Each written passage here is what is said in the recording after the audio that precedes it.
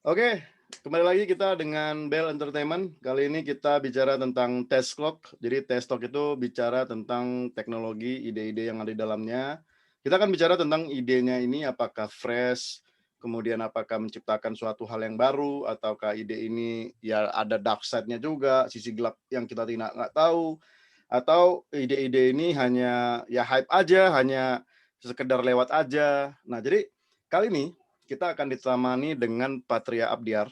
Beliau adalah seorang blockchain entusias.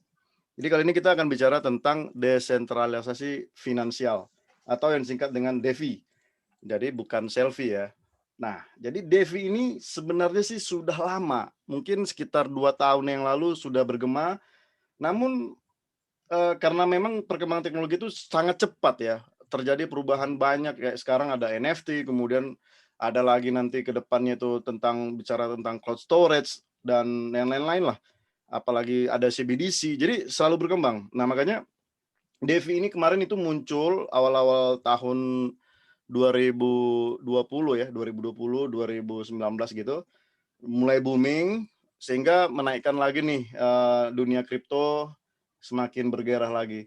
Nah, kali ini kita akan, kedatangan seorang pakar blockchain dan juga kripto, Patria Akbar. Jadi beliau ini, sekarang sebagai marketing manager di Emurgo. Jadi Emurgo itu salah satu, blockchain konsultan yang ada di Indonesia. Ya, Kebetulan benar-benar. CEO-nya, founder-nya juga aku kenal. Tapi kali ini gua khusus ngomong sama Patria, karena Patria sahabat gua nih, udah lama juga nggak ngobrol Ya, sama dia. Nah, sebelum di Patria di Murgo, beliau ini sempat, di Kendi.io bersama Pandu juga, beliau adalah co-founder-nya. Namun proyek ini saya juga nggak tahu, nanti kita dapatin ya sedikit banyak mengenai proyek ini, terus perkembangannya bagaimana. Dan kita nggak usah berlama-lama lagi, yuk langsung kita saksikan yang berikut ini, TED Talk Bell Entertainment. Cep. Oke, oke. Bro Patriar, gimana kabarnya, Bro? Baik, baik, kabar baik. Sehat ya? Pasti baik lah, pasti Kemarin baik. Kripto naik kan kemarin soal. lupa ya kita ya. Harusnya kemarin kita Iya, iya. jadinya malam ini ya. Heeh, heeh, malam Iya ini. ya, nggak apa-apa lah, yang nggak mengurangin rasa inilah ya, ilmu-ilmu Nggak yang masalah, nggak disarankan nggak masalah. mengurangin lah ya. Nggak. No Ya, problem. oke Bro, gimana? Cerita dulu Jadi, lah yang lama-lama itu, Kendi, terus kayaknya kemarin kita juga pernah ketemu di acara startup, lu bilang ada sesuatu yang lu mau iya, iya, buat iya. gitu ya. Mungkin cerita dulu Bro, Mhm, gimana mhm. kira-kira?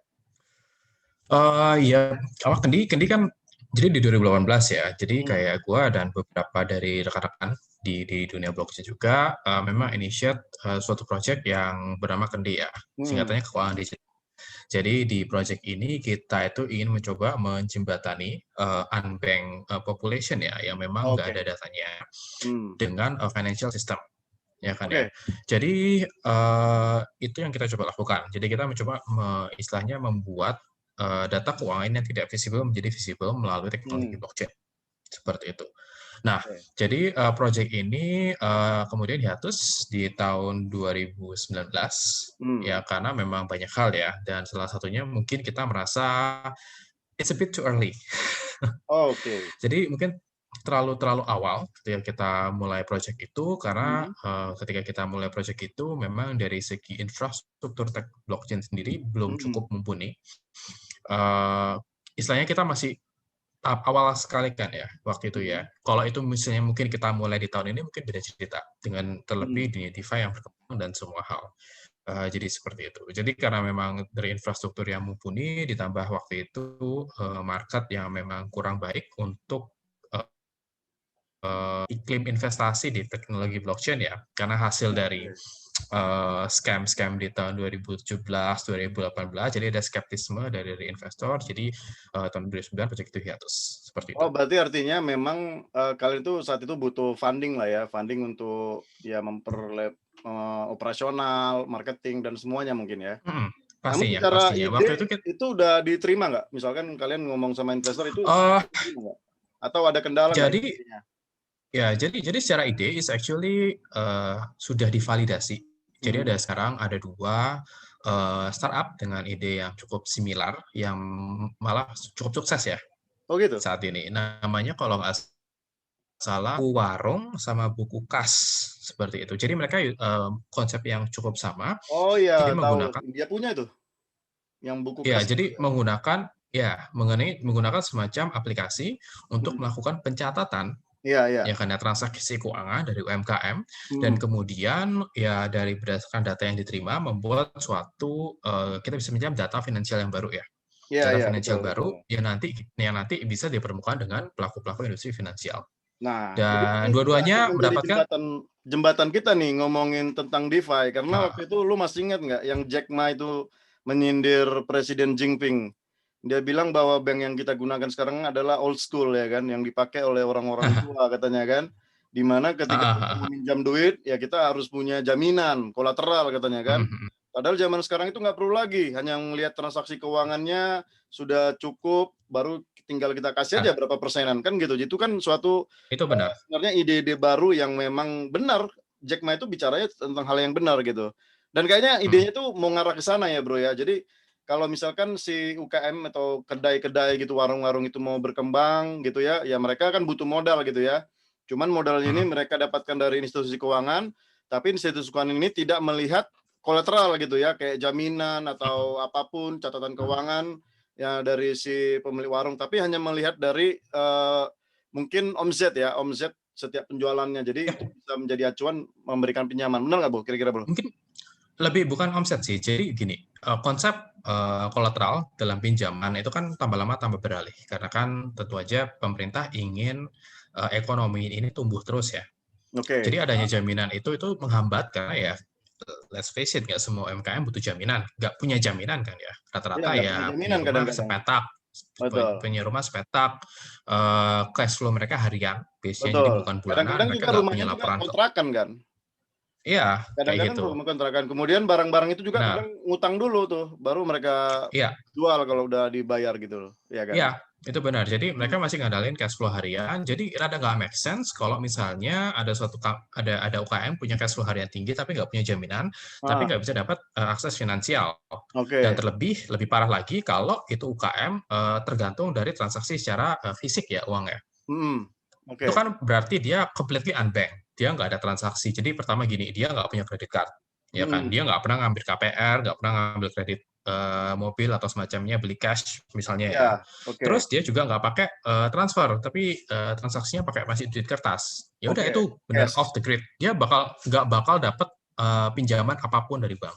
Oke. Karena dia nggak ada data sama sekali, kecuali BRI ya, karena BRI punya metode scoring yang beda ya. Ah, Mereka oke. nggak berdasarkan kayak histori keuangan, tapi mereka kayak ada semacam orang yang memverifikasi di lapangan banyak sekali. Oke. Nah, tapi kalau secara secara apa ya, garis-garis besar orang-orang kayak gini itu nggak bakal tersentuh.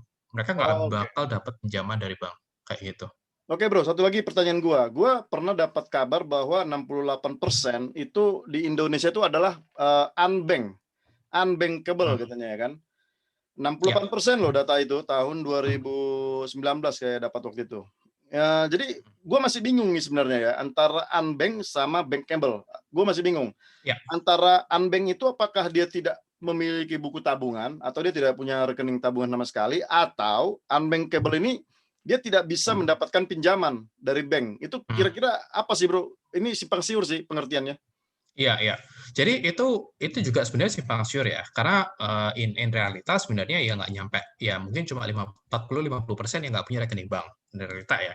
Hmm, Kata tahun 2019, 2020 mungkin sekitar segitu aja, nggak 68%, tapi mungkin itu refer ke tidak bisa mendapatkan, akses ke produk-produk perbankan, ya oke. kan. Berarti Jadi artinya mereka nggak mereka mhm. memiliki rekening bank, tapi tidak bisa mendapatkan fasilitas bank gitu mungkin ya?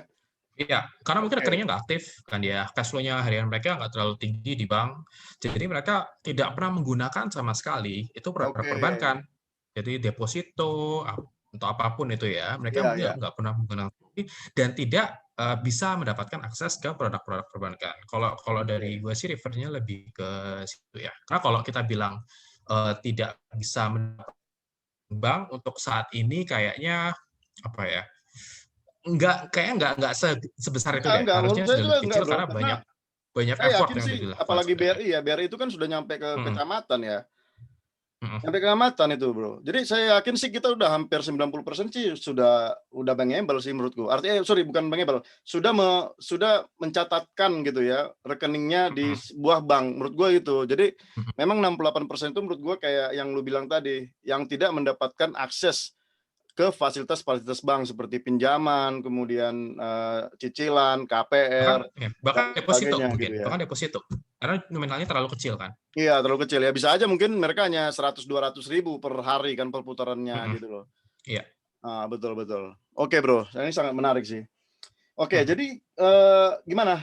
Kendi.io mau diterusin atau stop atau Belum ya tahu. nanti dulu lah. Iya, nanti Nanti dulu lah dulu lah itu, ya, mmm, begitu ada ya ide baru nanti ya. dulu. Oke, tapi tim-timnya masih ada lah ya? Jadi untuk kendi, jadi sudah lama sebenarnya Udah nggak lama ya? membahas soal kendi ya, sudah cukup Hmm. lama, tapi, untuk terkait dengan source code dan terkait dengan project, untuk sekarang itu, sepenuhnya dipegang oleh Pandu sebenarnya. Oh, Jadi, Pandu ya? mungkin nunggu waktunya kalau kita mau, terusin lagi atau enggak, ya kita tunggulah perkembangan dari industri blockchain, dari industri finansial, Ya, oke. gimana, Oke, wait Bro. and see, seperti itu. Ya, mantap lah, Bro. Yang penting kan udah pernah kita coba. Ya bukan nggak berhasil sih, cuman momentumnya aja. Nanti kita akan Ya, bicara panjang momentum. lebar tuh tentang, institusi keuangan yang tadi kita ngomongin. Karena itu sangat-sangat Ya. benar loh, Bro. Itu Jack Ma itu Mhm. ngomongnya bener banget dan gue juga setuju ya. Karena kayak kita ngeliat sekarang kayak, katakanlah GoPay gitu ya, ada paylater, kemudian Traveloka juga ada paylater-nya gitu ya, Mhm. tiket, kemudian Tokopedia, Bukalapak. Jadi saya lihat Mhm. semua e-commerce marketplace itu semua sekarang udah ada paylater gitu ya. Artinya kan itu Udah, suatu itu jenis karena yang itu baru kan. uang gampang buat mereka. Itu uang Ah, gampang buat mereka. iya, tapi kan maksudnya, Bunganya maksud saya itu, kan semua itu kan dilihatnya dari credit scoring ya, dilihatnya dari, mhm. seseorang itu berhak meminjam atau tidak gitu. Nah sehingga, menurut mereka karena mereka melihat si customer mereka, user mereka ini memang layak untuk membayar dengan data yang ada, ya udah kasih aja gitu loh, pay later. Dan itu menurut saya Paylater sih nggak ada hubungan sama credit scoring sih. oh Paylater nggak enggak, ada hubungan maksudnya sama credit nggak scoring-nya ada. itu gini Bro, misalkan kalau kita misalkan KTA ya, kredit tanpa agunan, itu kan dia Nggak, hanya paylater nggak ngelihat itu sama sekali loh. masa Sama sih? sekali nggak ada melihat apapun. Semua orang bisa dapat. Semua orang tanpa melihat misalkan, transaksi Semua orang. sebulan Semua orang. Nggak, oh nggak. gitu ya? Nggak ada sama sekali. Selama itu akun legit, Hmm, akun misalnya kayak Traveloka ya, akunnya oke. dimiliki aktif, jadi pernah melakukan kayak purchase sebelumnya, Hmm, pasti dapat. oh gitu ya? Apalagi semakin lancar, semakin gede limit. Nggak ada limitasi. Karena itu bukan itu payday loans, ya kan ya. Pay Heeh, later itu payday loan. Jadi bunganya tinggi sekali, ya bahkan iya lebih iya, tinggi dari kartu kredit secara harian. bisa dua puluh Tapi lima mereka persen ngasih ya? limit, ya mereka kasih limit yang sangat kecil gitu loh. Cuma kayak berapa juta, Iya, bahkan kayak ratusan berapa sih, juta rupiah. 500, 300 kayak gitu-gitu sih. Ya, kayak Gojek kan. Nah, Heeh, iya. itu kalau dari segi apa ya, pemberian pinjaman nominal segitu itu benar hampir risk-free karena Hmm, masih bisa dibayar, pasti masih bisa dibayar. Kalau enggak kan mereka tidak bisa mengakses aplikasi, gitu aja paling. oke. Dan karena mereka butuh mengakses aplikasi, mereka mau nggak mau bayar kan. Kalau Iya, nggak bisa pakai Traveloka, nggak bisa pakai gila ya, Tokopedia. sampai Tapi mereka memikirkan eh, bahwa si aplikasi ini tergantung ya, itu gue salut banget sih. iya itu. Sampai Jadi mereka mikir bahwa ini aplikasi yang sangat tergantung gitu loh, gila ya. iya, jadi itu semua orang dapat, itu benar-benar pay later itu nggak ada limitasi sama sekali. Itu makanya buat buat Gojek, Heeh. Traveloka, itu gampang. Itu benar-benar revenue apa ya, revenue nggak mikir buat mereka. Oke, jadi menurut lo, itu tanpa kolateral ya? Which is whatever lah, Tanpa kolateral misalkan, whatever. relation, sosial media, whatever lah ya. Berarti lu bilang itu Nggak, itu tanpa cuma dilihat kolateral? dari Tanpa kolateral ya? Oke, sekarang mhm, kita kita switch Bro, kita itu switch. pay later ya? Ya, kita switch ke, Iya iya. institusi keuangan nih. Nah, menurut lu institusi keuangan yang paling dibutuhkan Iya saat iya. ini itu apa kira-kira?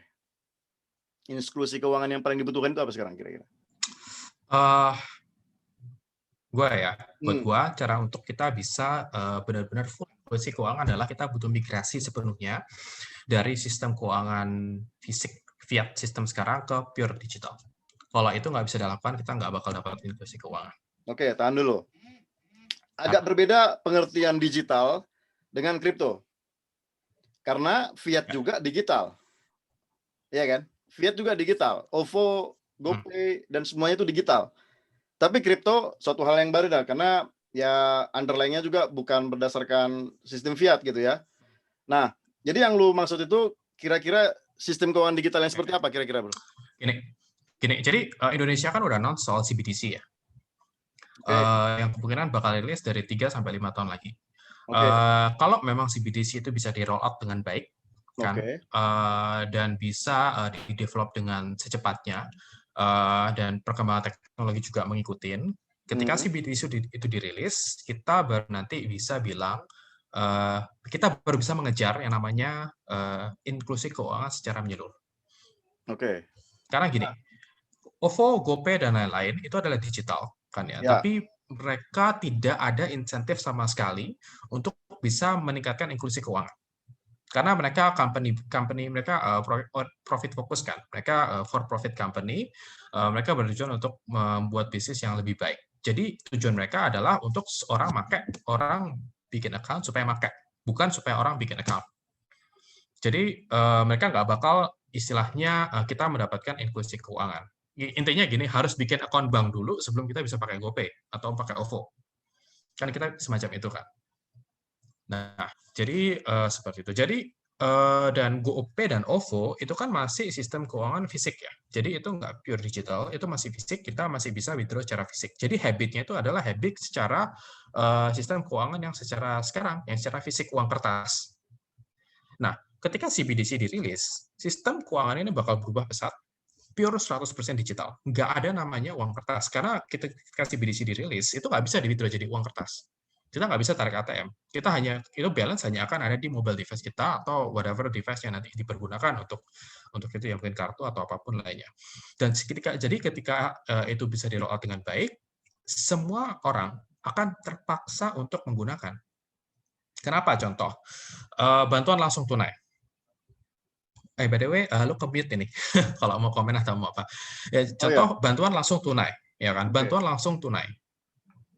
Untuk misalnya nanti ke depan udah rilis. Untuk dapat bantuan langsung tunai, kalian harus punya rekening CBDC. Rekening rupiah digital. Ya, bukan seperti di Cina ya. Di Cina kan udah ngeterapkan itu kan tahun lalu kan. Gaji PNS itu dibayarkan dengan digital currency-nya yuan itu kan. Benar. Dan itu sukses katanya ya, sukses ya. Sukses. Berhasil, bahkan mereka sudah sempat testing kan. Jadi tes itu mereka airdrop. Mereka airdrop digital yuan secara random ke penduduk dari satu kota itu. Jadi semua yang istilahnya mempunyai rekening itu secara random udah terdaftar kan. Jadi udah dari KTP-nya istilahnya ID-nya sama wallet-nya mereka terhubung. Mereka juga mereka juga secara ID udah bagus ya, nggak kayak kita ya. Udah KTP juga masih. Mereka udah terkoneksi semua kan ya. WeChat, Alipay semua itu satu sama lain karena memang back-end-nya udah dari pemerintah secara langsung kan. Kalau kita kan sini masih bikin sendiri. Nah, jadi itu kasih airdrop, ketika itu diumumkan, ya udah satu kota bikin semua. Nggak ada kecuali. Oh, gila ya. Dan itu, tapi kan gini bro, dan itu kan, kalau kita pikir-pikir kan, oke lah, misalkan uangnya masuk gitu ya. Cuman kan ada beberapa hal yang memang harus disiapkan lagi. Contoh untuk pembayaran lah. Mereka mau beli bill payment, mau beli listrik lah, mau bayar makan, itu kan harus disediakan juga infrastrukturnya bro. Ya kan? Itu benar-benar karena semua orang sudah pakai, nggak perlu infrastruktur, semua orang udah punya wallet masing-masing kan. Jadi udah nggak perlu ada pakai wallet aja personal masing-masing. Kalau bisnis mereka udah ada akun, istilahnya udah ada akun widgetnya kan. Mereka karena widget kan sudah masif di sana. Jadi akun widgetnya tiap bisnis sudah ada, akun bisnis terhubung dengan akun personal, itu udah bisa langsung pakai. Jadi roll out-nya itu benar-benar smooth. Dan satu hal lagi, payment digital di sana nggak butuh internet. Jadi menggunakan apa? Nah itu ya. Jadi itu makanya ada kombinasi dari teknologi blockchain sama teknologi lainnya ya, modal teknologi lainnya, tapi kombinasi dari banyak hal enable untuk ada transaksi secara digital tanpa perlu internet. Kalau saya curiga sih mungkin ada semacam mesh teknologi. Jadi mesh teknologi itu semacam kalau ada aplikasi chatting via chat ya. Jadi yang bisa chatting tanpa perlu internet. Jadi caranya adalah transaksi metadatanya dari setiap device itu akan dilempar ke device lain, dilompat-lompat gitu sampai mereka ketemu device yang ada internet.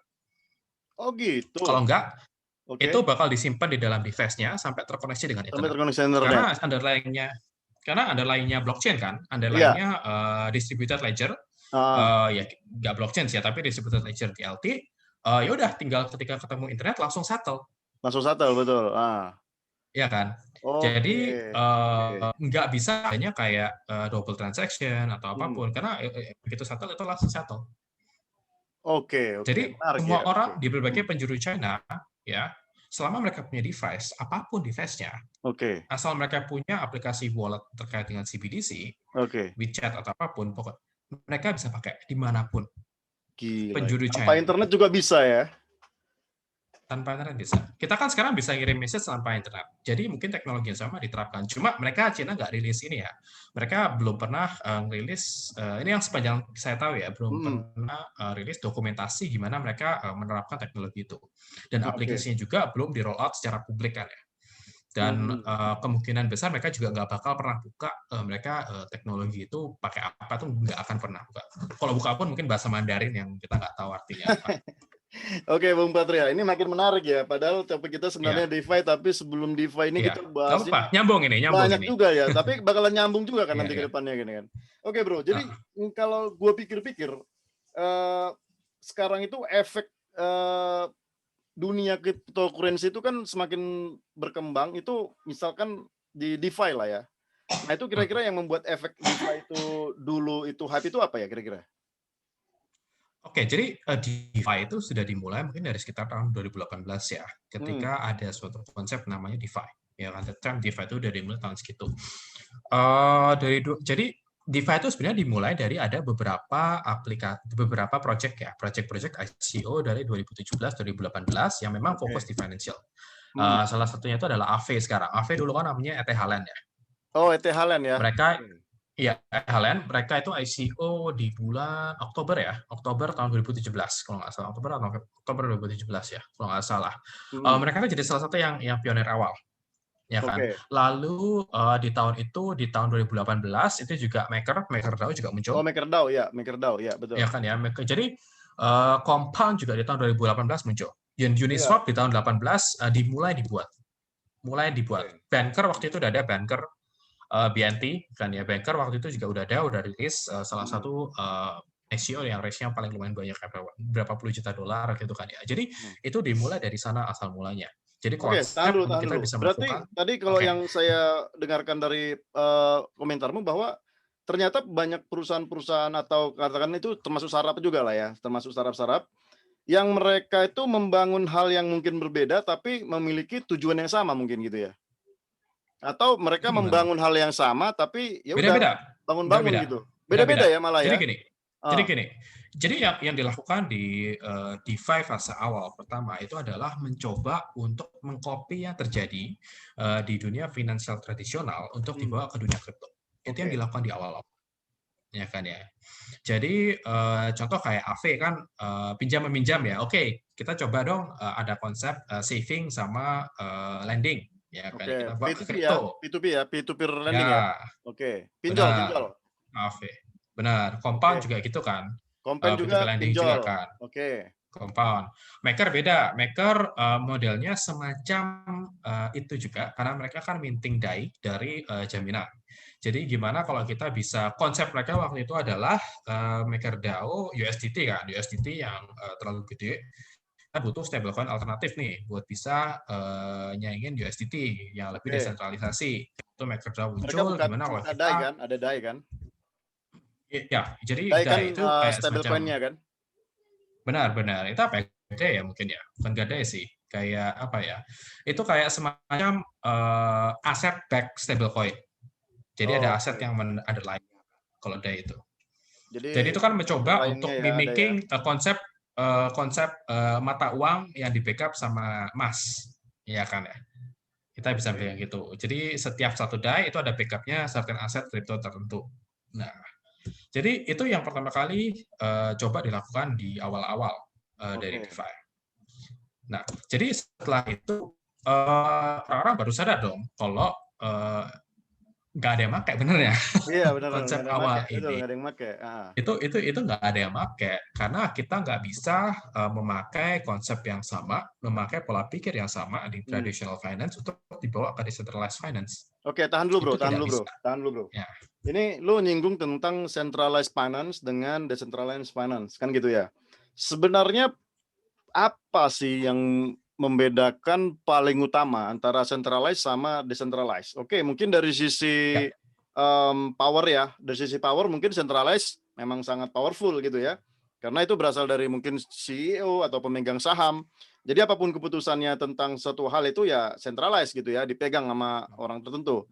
Kemudian decentralized ini kan kita ada terlibat banyak orang gitu ya. Walaupun sebenarnya terlibat banyak orang, tapi kan juga ya orang-orang itu aja gitu, karena yang mengerti tentang program ya, itu kan orang-orang itu aja kan. Jadi orang-orang yang paham codingnya, paham tentang konsensus atau yang lain-lain gitu. Jadi menurut gue sih ya itu masih sentralis juga bro, karena nggak semua orang juga memegang kendali di sana gitu. Nggak semua orang bebas untuk ya. merubah dan mengatur semua, nggak juga. Baru yang kedua dari sisi teknologi. Oke, centralized biasanya punya data center sendiri gitu kan.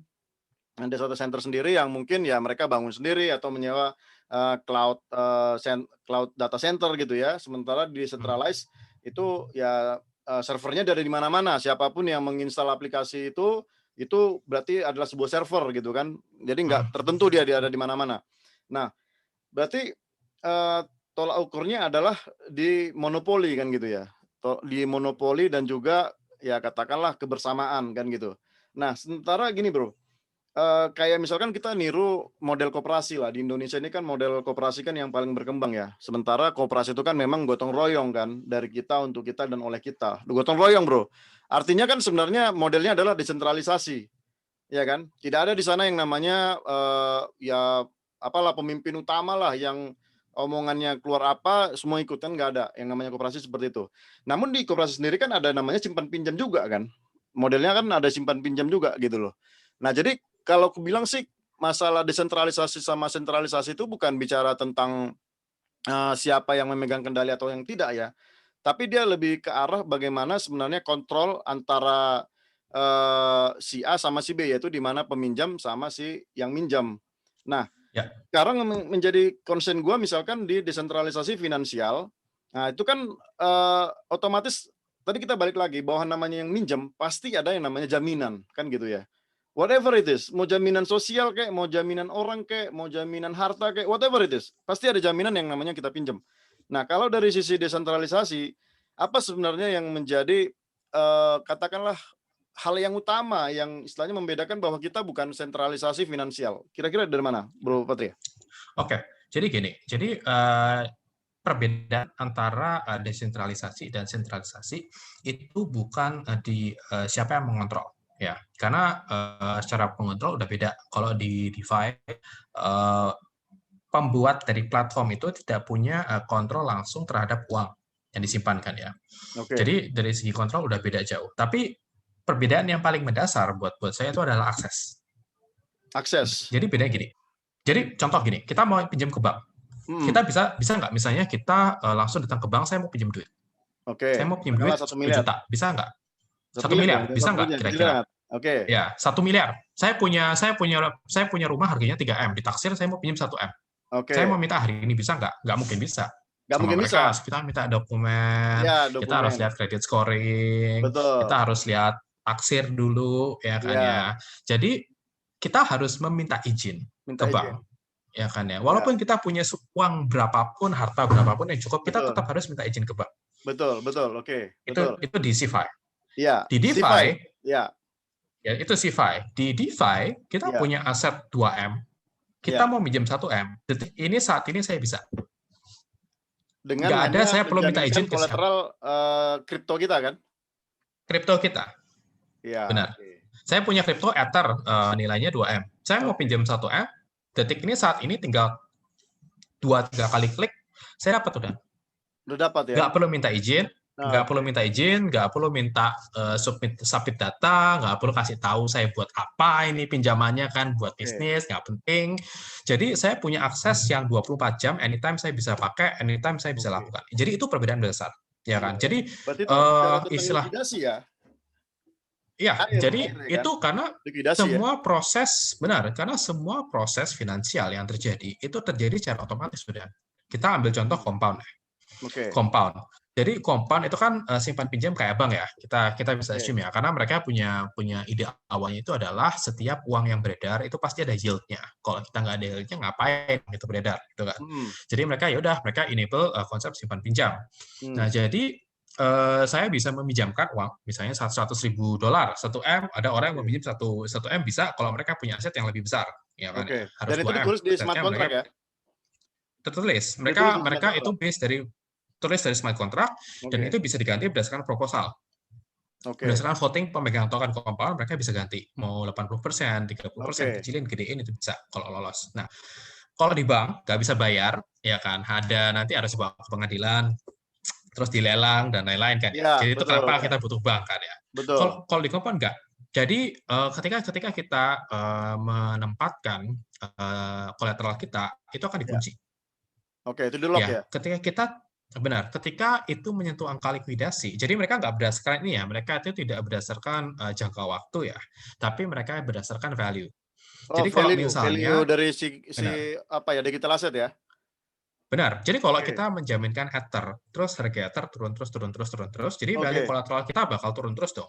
Ketika itu oke. value-nya sudah hampir mepet, ya kan ya, kita pinjam 50%, value 60%, bahkan mungkin 65%, mereka akan likuidasi secara otomatis sistemnya. Mereka akan Oke. langsung jual ke USD, akan langsung balikin duitnya. Kita dikasih sisanya. Oke, Bro, tapi Jadi, ada hal yang menarik di sini, Bro, yang gua mau ngomong sama lu dan gua mau butuh jawaban lu. Ini agak tricky nih. Tadi gua punya uang $100.000, oke, dalam bentuk Ether. Kemudian katakanlah gua bisa pinjam di Kompon, okelah kasihlah 60% aja. Berarti gua punya $60.000 dong, gitu ya, dengan jaminan gua ya, $100.000. ya, Sekarang ini bisa gua fraktal, Bro. Gua fraktal dengan apa? $60.000 gua beli lagi Ether. Gua beli lagi Ether. ya, Artinya gua punya 160.000 Ether sekarang, ya. ya kan? Kemudian 160.000 Ether, gue pinjam lagi, Bro. Mm-mm. 60% lagi. Ini akan menjadi fraksional, Bro. Nah, itu gimana? Dari sisi lu, itu cara mencegahnya gimana? Itu the whole purpose justru dari compound platform. Jadi itu the whole purpose, karena kita tidak akan bisa meminjam senilai amount yang kita punya. Kalau memang itu terjadi, itu istilahnya itu semacam memakai leverage. Jadi kita kayak semacam meleverage diri kita, meleverage dana awal kita Ya, kita meleverage untuk jadinya, betul. kita pinjam, ya kan? Jadi kalau memang itu terjadi, ya udah itu bakal likuidasi massal ya hilang semua sebenarnya, nggak ada masalah. Oh, Nggak ada masalah sama sekali. There is jadi no begitu issue at all. misalkan pada saat harganya kita katakanlah di harga Ether sekarang mungkin di berapa? 20 juta lah ya, 20 juta. Terus Mm-mm. katakanlah 5 hari kemudian dia akan turun ke 15 juta. Berarti ada kurang tuh 5 juta. Mm-mm. Berarti artinya nilai dari kolateral itu kita juga akan turun atau naik, Bro? Turun dong. Kolateral Jadi kita. misalnya gini, kita sekarang jaminan kita harganya 100.000. Tiba-tiba Oke. Ether drop 30% besok. Ya kan Oke. ya. Kita Turun pinjam turun 50.000. 30% ya? Ya, turun Turun 30%. Jadi 30%. besok tinggal Oke. tinggal 70.000 ya kan. 70.000 70.000 kita betul. pinjam duit 50.000. Betul. Nah, sementara kompan misalnya kecukupan modal harus at least ada perbedaan 50% atau semacamnya, ya kan ya. Harus Oke. minimum 70% kan likuidasi. Jadi udah kita langsung ke likuidasi. Langsung Ether kita dijual sama compound di Oh Uniswap, gitu. ya langsung dijual di Uniswap, langsung duitnya dibalikin ke yang minjemin, dibalikin ke pool peminjam lagi. Dan makanya walaupun mau minjam beli lagi, minjam beli lagi, minjam beli lagi, itu nggak ada Ya. hubungan sama sekali, karena setiap loan ya satu loan nggak ada efeknya ke loan yang lain. Ketika yang ini likuidasi ya sudah balik duitnya kan ya. Ketika ini yang likuidasi ya udah balik. Jadi satu loan itu beda-beda semua. Berarti kalau model yang saya bilang tadi itu fraksional ya ada efek domino lah ya. Ya efek domino, Efek semuanya domino karena likuidasi ya misalkan hilang hilang total duitnya. iya hilang total. Efek domino, Bro. Ya benar hilang hilang total Hilang duitnya. total ya. Oke. Ya, Tapi itu menarik sih ya, menarik ya. Karena ya. yang seperti lo bilang tadi bicara tentang likuiditas sih. Makanya gue bilang, Bro, kayak teman-teman gue banyak kan meragukan Bitcoin, kemudian yang lain-lain itu kan karena dibilang emangnya itu bisa ditukarnya kapan gitu ya.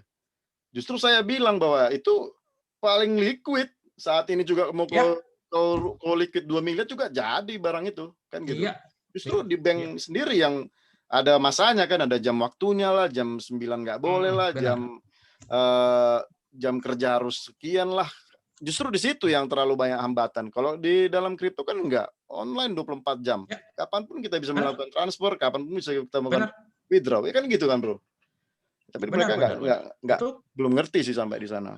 ya apa ya, kita kita bisa bilang gini sih ya, kita nggak bisa nyalain juga ya, karena kan Bitcoin baru muncul 2009 ya, Baru 2008 dia baru hype juga keluar baru dari 2017 kemarin kan gitu.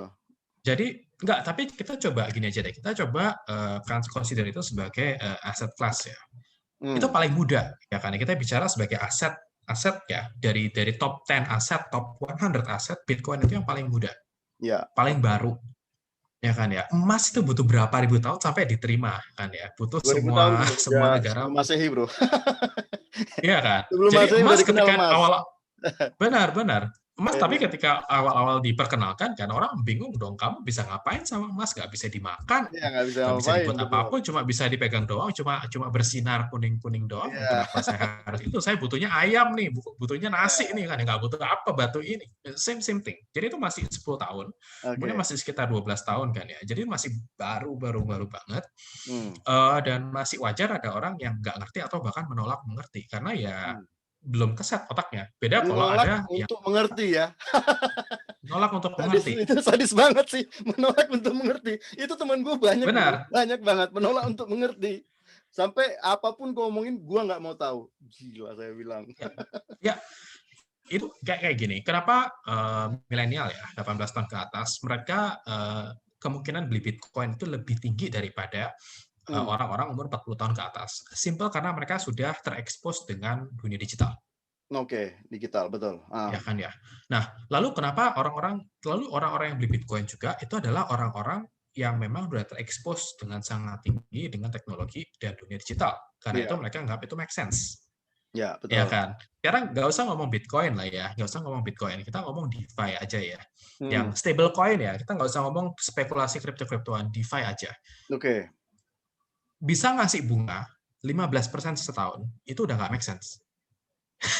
Di mana? Di kripto atau di bank? Di kripto, ya, Oke, stable coin USD bisa ngasih bunga 15% setahun.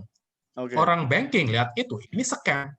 Oh iya, scam lah, karena mereka kan kayak Bank BCA aja sekarang gara-gara corona mereka Itu hanya ngasih dia, 3,4% loh, Bro. itu Deposito dia, loh itu dia, setahun, 3,4%, itu gila. dia.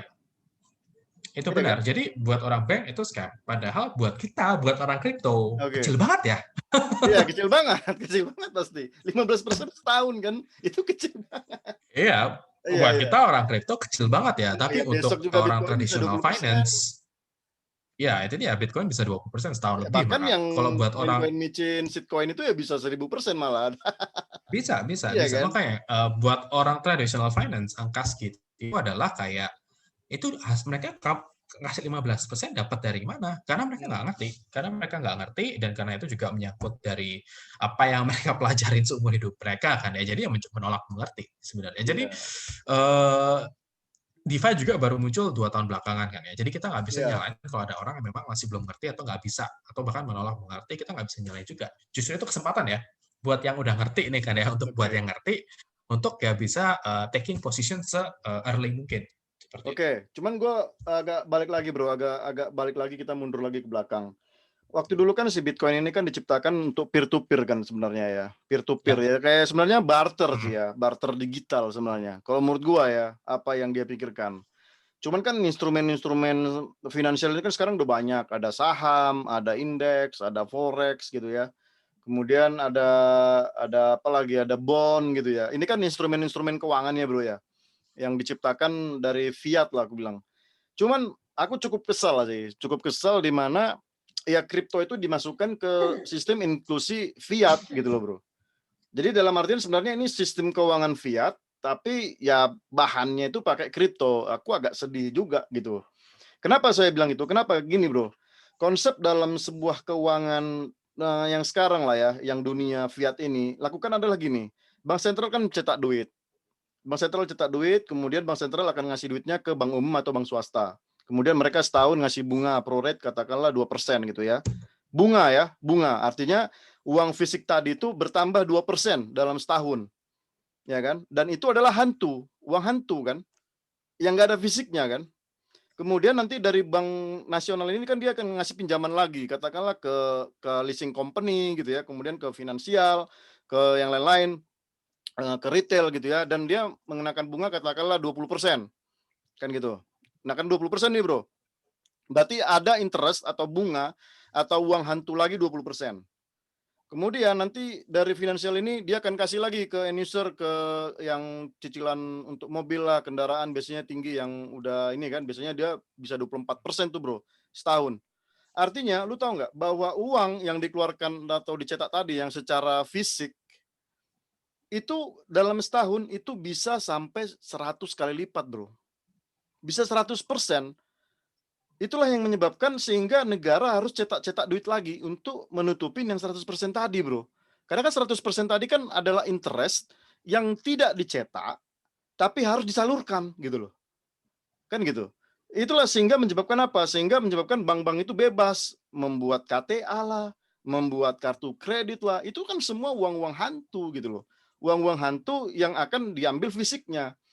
Nah, apa yang gua lihat dari sistem, kripto sekarang itu, ya justru meniru pola pikir yang dilakukan sistem fiat, yang artinya apa, ya artinya akan membuat masalah baru sih menurut gua. Contoh kayak kemarin lah, lu tahu, yang si BTC kan udah jelas 21.000 gitu kan. Tapi begitu ada, WBTC, Wrap BTC itu, kemudian ada yang lain lagi kan, itu kan akan menambah Bitcoin hantu kan. Bener nggak? Itu kan menambah Bitcoin hantu, Bro. Enggak, Nah, itu gimana? enggak, Coba penjelasan dari lu gimana kira-kira? enggak. Jadi gini, eh dari segi market cap, ya kan, kalau kita lihat dari market cap, memang seolah-olah Bitcoin-nya double, kan ya. Tapi kalau kita lihat dari likuiditas, Hmm, eh nggak akan tetap bertambah. Jadi BTC, WBTC itu akan selalu di-backup oleh satu Bitcoin. Jadi ketika ada satu BTC yang beredar, ada satu Bitcoin yang terkunci. oke Dan Bitcoin yang terkunci ini nggak bisa diedarkan kemanapun. Ya kan? oke. Apakah Bitcoin yang terkunci ini bisa dijadikan jaminan? Hmm, Mungkin bisa ya. Jadikan jaminan dalam iya, bentuk jadi USD. jadikan jaminan. Karena Karena kan nggak tahu juga karena yang dikunci Bitcoin itu siapa. nggak, jadi Bitcoin yang terkunci ini kan kita bisa andaikan sebagai surat utang Oke, bond. gitu. Jadi ini ada value-nya. Tapi bukan Bitcoin, it's not Bitcoin. Jadi kita istilahnya apa ya? Jadi segi likuiditas yang beredar ya tetap satu Bitcoin. Walaupun itu dari BTC jadi BTC, Oke. tetap aja yang beredar tetap satu. Jadi nggak ada Bitcoin hantu sebenarnya. Nggak, Bitcoin Oke. istilahnya walaupun dengan ada, kalau Bitcoin semua sudah di mint ya 21 Oke. juta, dengan adanya BTC tetap aja di dalam dunia nyata. Walaupun ada WBTC, ABTC, CBTC, BTC, Oke. BTC, BTC lainnya, Oke. jumlah Bitcoin benar-benar yang beredar Itu tetap tetap. 21 juta. Jadi Oke. itu bukan beda sama uang, karena kita nggak bisa benar. Kalau kita di dunia dunia keuangan kan ya, Hmm, satu rupiah bisa jadi dua rupiah, ya, ya kan ya. Satu betul. rupiah bisa jadi dua rupiah. Bitcoin, DeFi nggak bisa. Satu rupiah tetap bakal jadi satu rupiah. Seperti itu. Jadi nggak ada namanya kayak jaminan double, kayak apa ya istilahnya itu, kayak Double kalau spending yang lah. di Big Short itu kan ya ada transit, jadi surat-surat utang dikumpulin jadi satu, jadi surat utang baru, ya kan ya. Iya, Itu nggak dijaminkan bisa ke asuransi, kalau di ya kan? dunia kripto. Ya, jadi kalau di kripto ya semua uang yang beredar, semua uang yang dibuat berdasarkan Oke. konsep minting atau apapun, itu selalu ada mekanisme di belakangnya. Karena kalau itu tidak ada mekanisme di belakangnya, itu nggak bakal bisa jalan. Oke oke oke. Berarti Seperti istilahnya itu. gini, ada yang keluar pasti ada yang membackup untuk masuk gitu ya? Benar, pasti, Jadi artinya 100%. yang lu bilang Itu itu bahwa berbedanya sama bank WBTC shell. itu ya sebenarnya juga ada yang di-lock gitu ya, yang nggak Ya, dipakai kan, nggak pasti, digunakan kan? pasti. Oke Hmm. oke.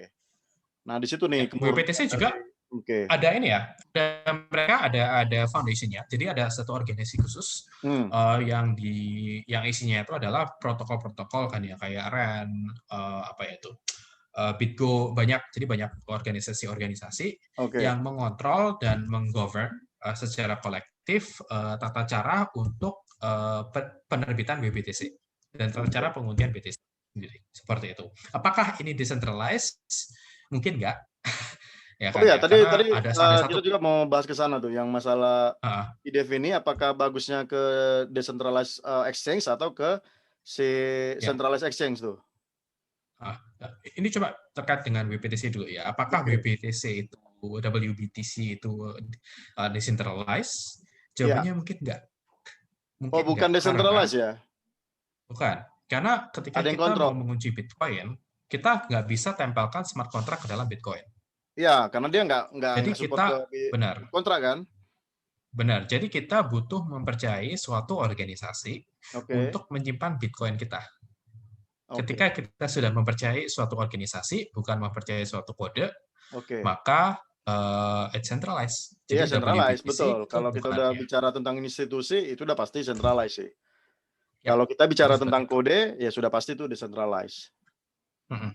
Jadi itu Oke. WBTC itu di backup benar, tapi kita percaya sama foundation yang Ya. menggovern mekanisme WBTC diterbitkan.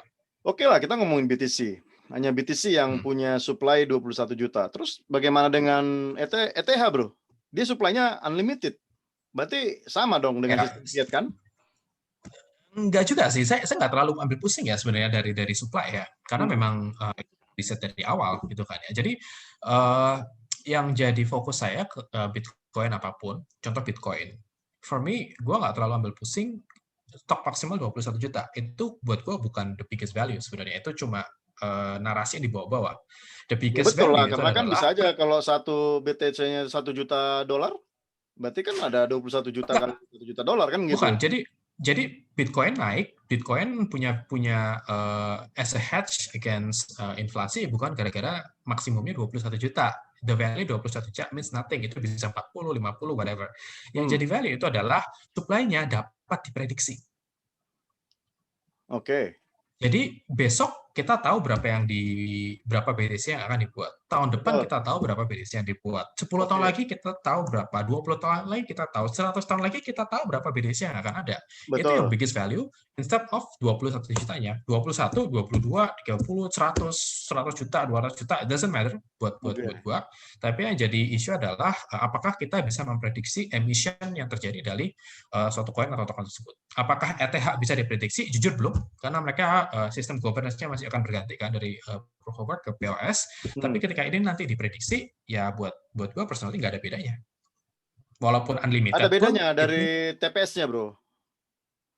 Kalau sekarang bukan, kan maksudnya unlimited 14 ya. dari segi maksimal supply dan Oh, lain-lain. maksimal supply sama kan? Buat Memang dia gue nggak ada unlimited kan? bedanya.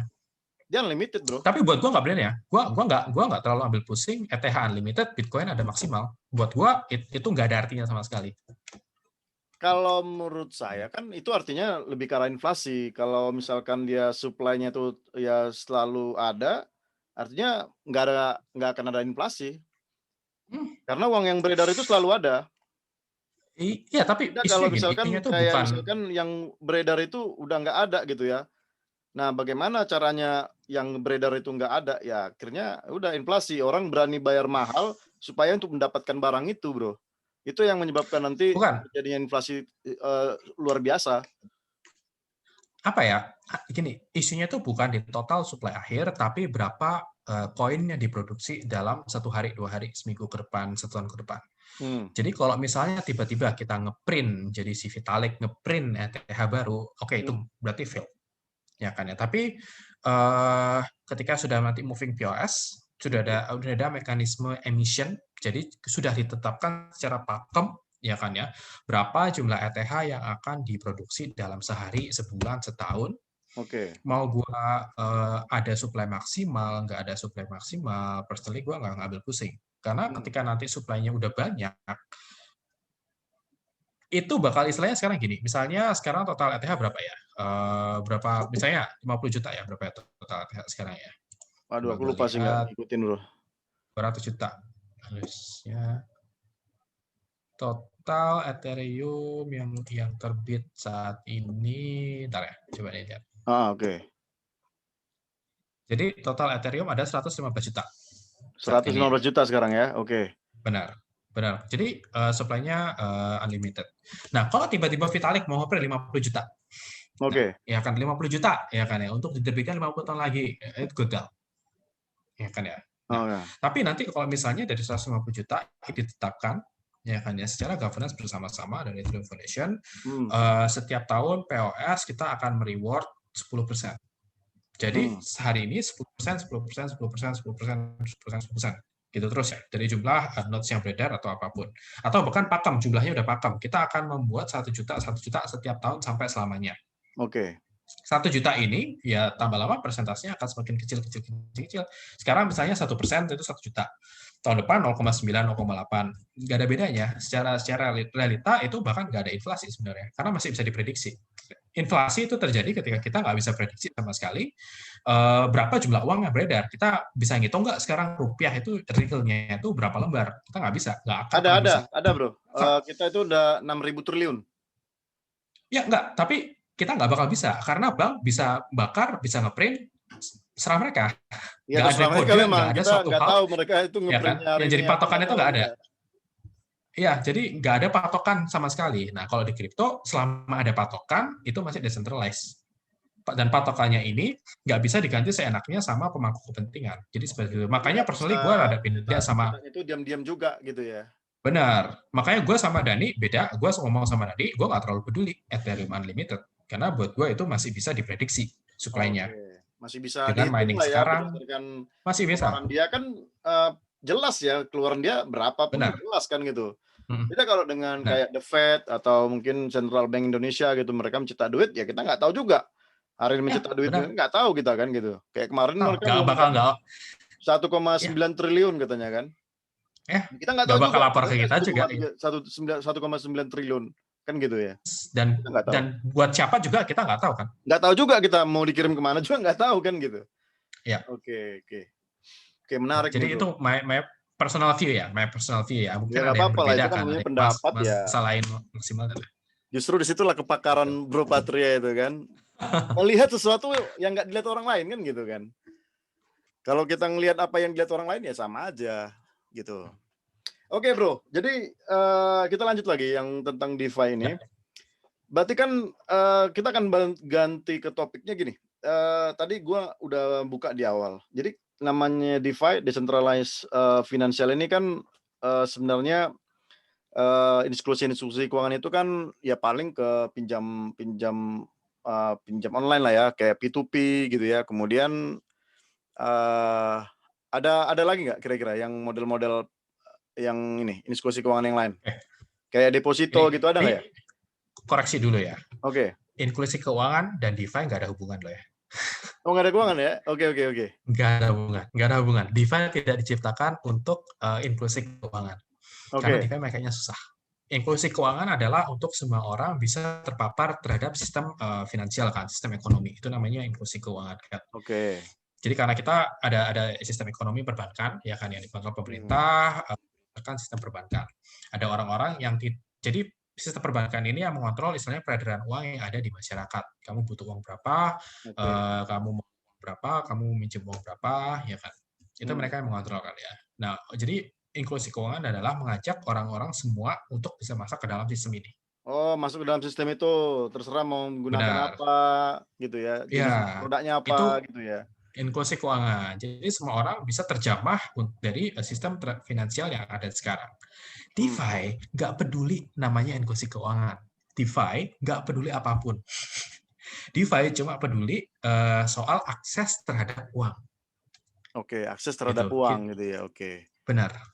Itu kuncinya. Jadi mau itu nanti jadi inklusi, selama mau jadi inklusi, nggak jadi inklusi, mau jadi apa, ya itu benar-benar terserah market mau gimana.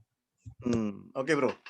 Nah, jadi menurut pandangan bro lebih baik ini kan ada 2 exchange juga ya, ada centralized exchange sama centralized exchange. Ini kira-kira menurut bro ini, misalkan nih kita punya DeFi gitu ya, ada DeFi tokennya.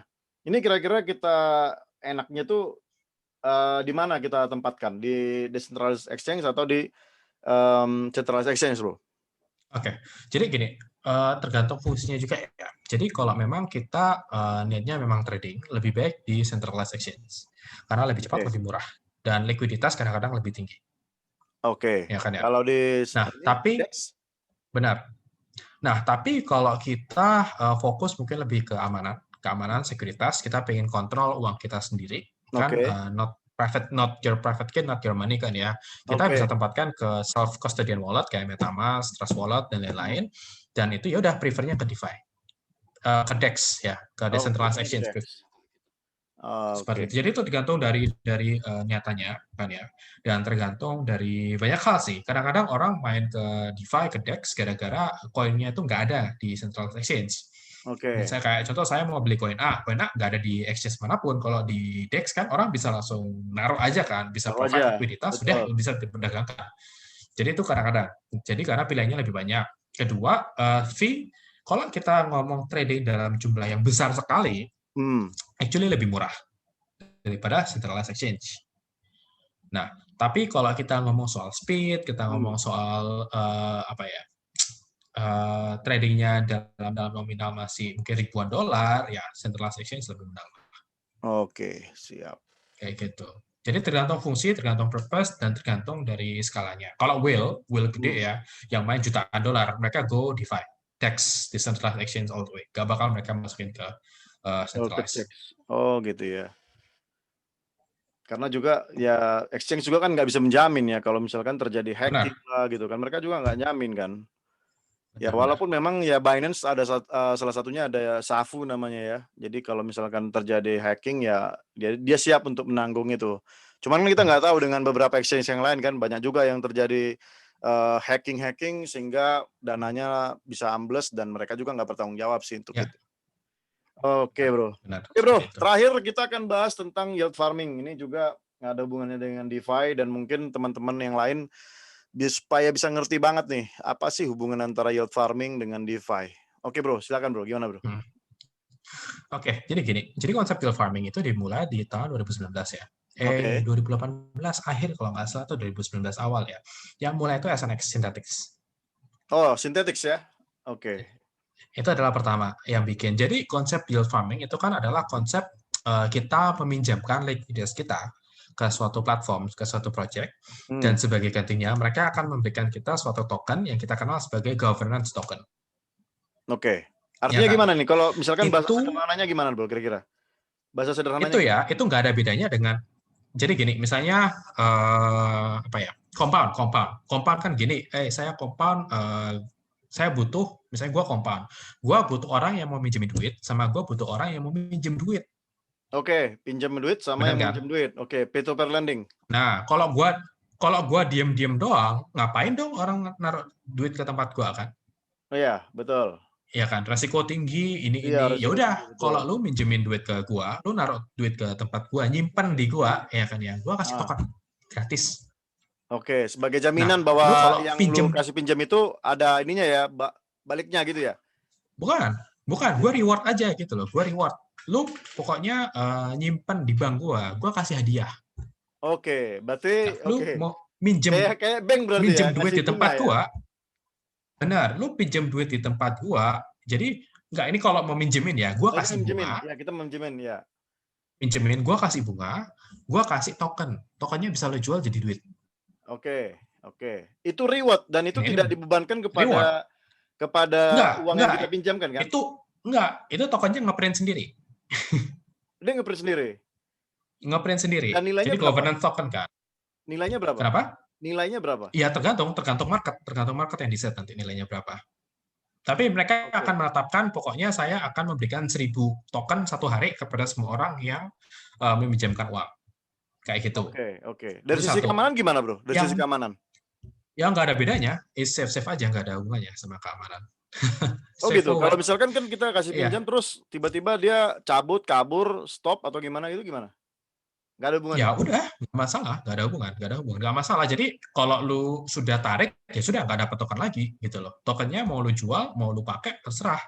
Tapi kalau lu pegang token ini, lu nanti bisa ikut voting di tempat kita. Jadi governance token itu konsepnya kayak saham sebenarnya. Jadi ini kayak kayak bank Hmm. memberikan saham ke setiap orang yang nabung di mereka dan setiap orang yang minjem duit juga mereka kasih saham gratisan. Oh. Konsepnya gitu. Oh gitu ya modelnya ya? Benar. Jadi bayangin aja, Gojek instead Oke. of kasih promo diskon GoFood, Iya. mereka kasih saham 1 lembar harganya Rp100. Setiap orang yang nanti order GoFood kita kasih saham 1 lembar. Oh gitu ya. Ya, Saham ya, jadi artinya kayak kalau gitu. memang Saham. nilai dari si token ini naik ya harga yang saham gitu naik dong ya? Benar, Jadi benar. dia Jadi bukan nilai yang jadi fix jadi gitu kan ya? ya, jadi early adopter kan. Jadi early Iya, adopter karena value dari platformnya meningkat, sehingga value untuk kontrol terhadap oke, governance-nya juga meningkat kan. Karena kita pingin token kita jadi jaminan, kita pingin rate-nya dinaikkan, apa, oke, ya udah token governance token-nya akan naik juga. Nah, jadi ini adalah konsep yield farming. Jadi oke, yield farming itu tidak ada bedanya dengan seperti GoFood memberikan diskon untuk orang pesen Gojek memberikan diskon GoFood. Jadi itu hanya sebagai token untuk memberikan insentif kepada insentif, orang oke. untuk melakukan action yang ingin diinginkan dari platform tersebut. That's it. Mostly yang mereka pakai itu, Apakah Ethereum ya, Bro? Mostly? Ethereum? Apapun sih, pokoknya bisa ada smart contract-nya bisa dipakai. Gitu. Oke, karena kan sekarang Ethereum ini kan udah menjadi lampu lampu merah sih, Bro, menurut gua, karena gasnya itu terlalu tinggi banget gitu loh. Jadi untuk Ya, transfer aja kita itu antar wallet, Ethereum itu udah gila banget, apalagi swap, iya kan.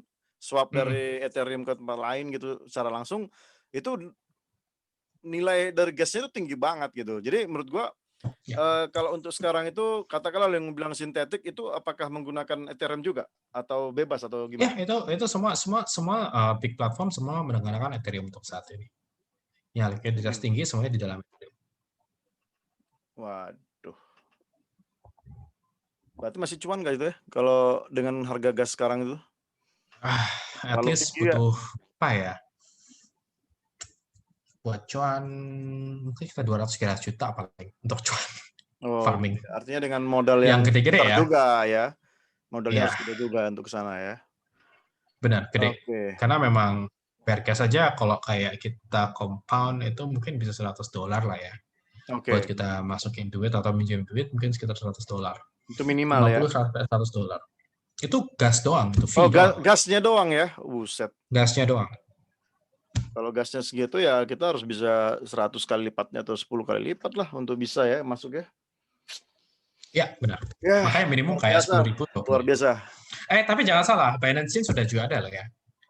Binance Kalau apa? yang lebih Binance Change, Binance Smart Chain, Oh mereka ya, udah ada Binance Smart beberapa Chain ya? Iya platform iya, yang lebih ramah oke kantong fee-nya. Fee-nya paling berapa ya? $1 kurang ya? Berapa ya kemarin ya? $1 kurang kayaknya. Mungkin oke. $1 mungkin ya. Untuk bisa yield farming juga sama aja kok. Oh, farming di Binance? Binance Change, BSC. Oh, BSC ya, Binance Itu Smart, bisa. Contract ya? Smart Smart Chain ya? Kemarin Binance juga Smart udah Chain. dikenalin sih sama Ya, toko kripto dia. kayak gitu. Ya, Jadi itu oke, bisa dan Bung itu Patria. nggak ada bedanya. Oke, Bung Patria. Nggak kerasa waktu kita udah lama Ya, banget nih, hampir 1 jam juga kita ya. ngobrol-ngobrol. Uh. Dan mungkin sebenarnya masih banyak yang mau kita obrolin ya, tapi memang Banyak, banyak. ya mungkin waktu kita terbatas juga, jadi mungkin kita simpan lagi. Jadi kita akan ngobrol lagi tentang hal-hal yang baru sih, yang lebih menarik lagi, ya seperti NFT mungkin, atau apa, CBDC mungkin, ada beberapa hal lagi sih yang mungkin nanti kita akan ngobrol lagi, Bro. Oke, Bro. Siap, siap. Jadi, Baik. thank you banget nih, buat waktunya, buat Sama-sama. ini juga penjelasan. Ya kita sih mengharap beberapa penonton kita, audiens kita yang nggak ngerti, terus pengen belajar juga, jadi mereka bisa tahu nih, dengan penjelasan dari Bu Patria. Kadang-kadang untuk menjelaskan hal yang baru ini kan kadang kita compare dulu, Bro, dengan hal-hal yang kita punya sekarang gitu kan. Supaya dia Ya. bisa mendapat, analogi gitu loh, dapat Hmm. analogi, oh yang ini sepertinya begini, yang ini begini, yang ini begini. Sehingga Ah, kita bisa memberikan mereka itu lebih simpel gitu ya, lebih sederhana untuk menjelaskan sesuatu yang memang ya, benar sulit, ya kan.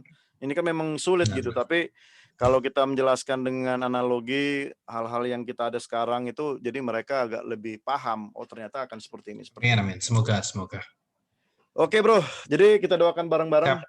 semoga CBDC berhasil di dunia, diterapkan di dunia, dan kita punya sebuah, dan kayaknya sih ini yang menurut gua disebut dengan great reset ya.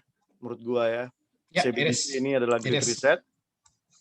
Semoga ini terjadi dan ya dunia kita mungkin akan berubah seperti yang lu bilang tadi, di mana ya satu koin ya satu koin, nggak ada lagi namanya fractional bank, dan mungkin akan kehancuran bank juga ya.